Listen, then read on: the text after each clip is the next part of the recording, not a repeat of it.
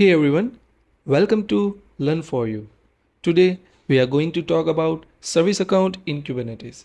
Basically, how your pods talk securely inside your cluster without causing security headaches. Let's get started. Have you ever wondered how app running inside Kubernetes keep their secret safe? Or how they know who allowed to do what without accidentally leaking sensitive information?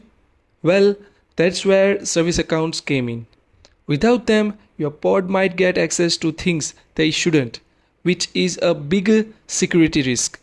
Today, I show you why service accounts matter and how they help protect your Kubernetes clusters. Here's what we cover in this video. What exactly service accounts are, why they are super important for security, how the default service accounts work behind the scene, and how you can create your own custom service account to control pod permission better.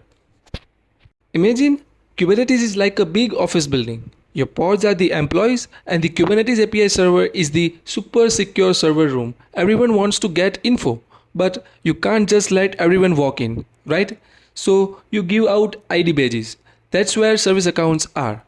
They provide who the pod is and which room they are allowed to enter.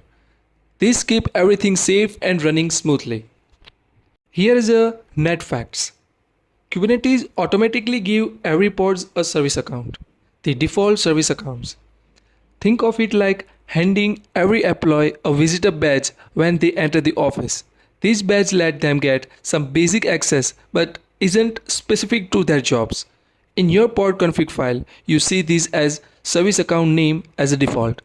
This is the problem. If you rely on this default account, your pod might get more access than you need, which can be risky.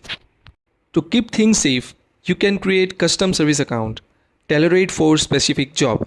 For example, if you have pod that just need to read backend data, you can create a service account named backend-reader.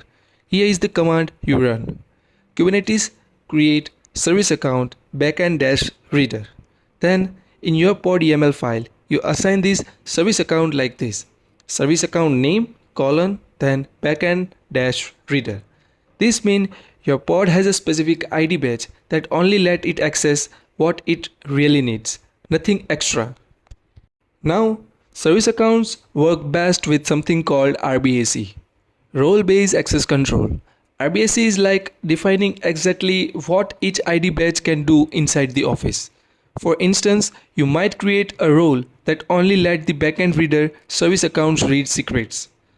You bind this role to the service account using command like kubectl create role binding, then backend name, then role, and then service account type, etc. This way, you make sure your pod follow the least privileges principles. They get only the permissions they absolutely need, and that's a big win for security. Let me ask you, would you hand out your company master key to every intern? Probably not. So why give all your pods the same unregistered access? Using service account wisely is a simple but powerful way to keep your Kubernetes cluster safe. Are you already using custom service account in your cluster?